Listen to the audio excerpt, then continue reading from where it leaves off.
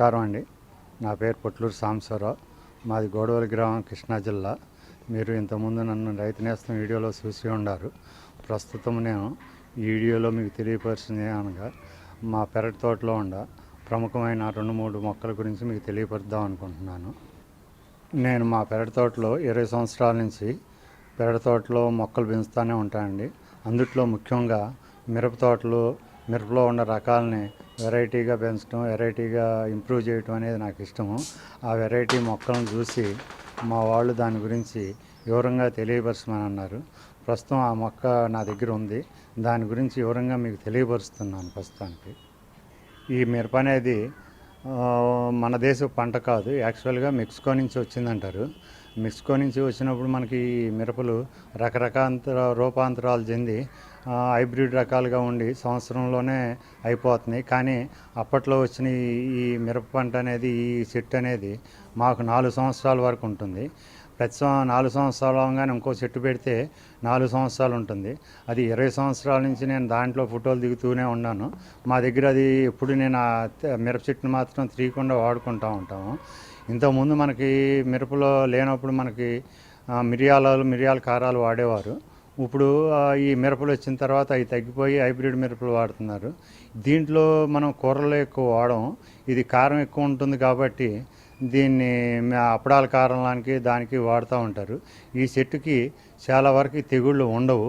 ఈ చెట్టు బ్రతకడం నా దగ్గర అయితే 4 సంవత్సరాల పెరిగి 6 అడుగుల ఎత్తులో పెరిగి ఉంది. అంతకుముందు మేము దాంతో దిగి ఫోటోలు కూడా ఉన్నాయి. కాబట్టి ఈ మొక్క చూస్తానికి ఫ్యాషనబుల్గానే ఉంటుంది. ఇంట్లో తీయకుండా 4 సంవత్సరాలు ఎప్పుడు మనం తీసి మార్చి పెట్టకుండా సరిపోతుంది. ఇంట్లో వాడుకోవడానికి కూడా ఉపయోగంగా ఉంటుంది.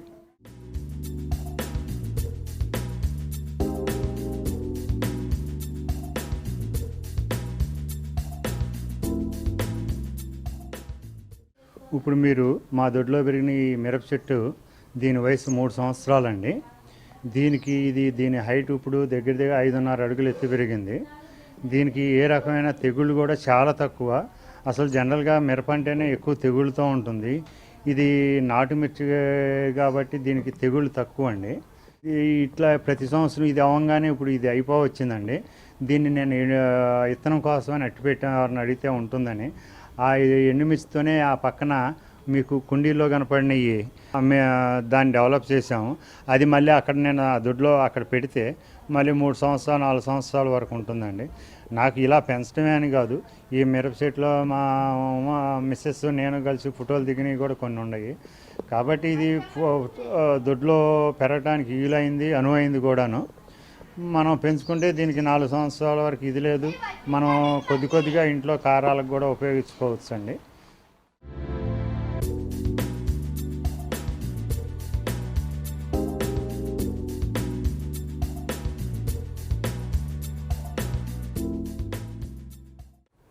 నేను పెంచుతున్న ఈ రేర్ మిర్చి ఫస్ట్లో గుండ్రంగా ఉండి రేగి పండు సైజులో వస్తుంది. తర్వాత అది రూపాంతరం చెంది ఎండిపోయేటప్పటికి మన మామూలు మిరప రెడ్ కలర్లో ఎలా ఉంటుందో అలా వస్తుందండి. ఇది ఇప్పుడు మీరు ఈ వంగరంగులో ఉండవు కదా, అది తర్వాత అది పండిపోయిన తర్వాత ఆ మిర్చి ఇది మన మామూలు మిర్చిలాగానే ఎర్రగా తయారవుతుంది.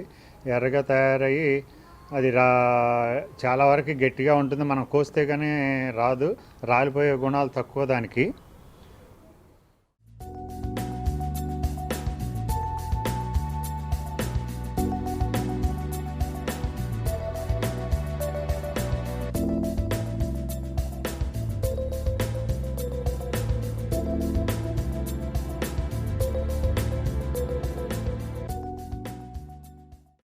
నేను ఈ 20 సంవత్సరాల నుంచి ఈ మొక్కల్ని, ఈ మిరప మొక్క, ఈ వెరైటీని పెంచడానికి ఏంటంటే కారణం, ఈ మొక్క చాలా వాకిట్లో ఉంటే చాలా నిండుగాను అందంగాను ఉంటుంది.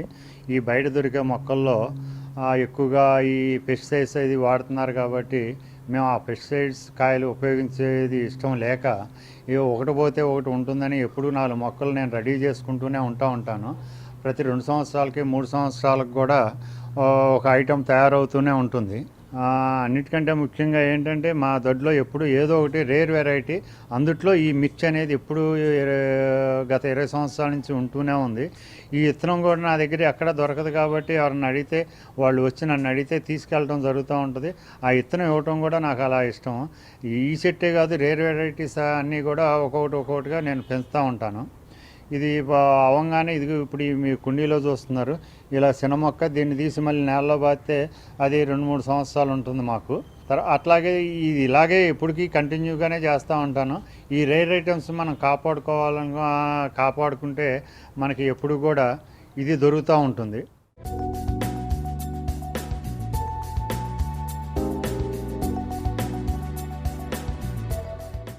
మీరు చూశారు కదా, బాగా మగ్గిన తర్వాత కాయ ఒడిలిపోయిన స్టేజీకి వచ్చినప్పుడు మనం వీటిని నేను తీసుకుని 10 రోజులు వీటిని ఎండబెట్టి నాకు కావాల్సిన సన్నిహితులకి, మిత్రులకి అందరికీ అందజేయడం జరుగుతుంది. ఇది రేర్ వెరైటీ కాబట్టి ఈ వెరైటీని మనం కాపాడుకోవాలి.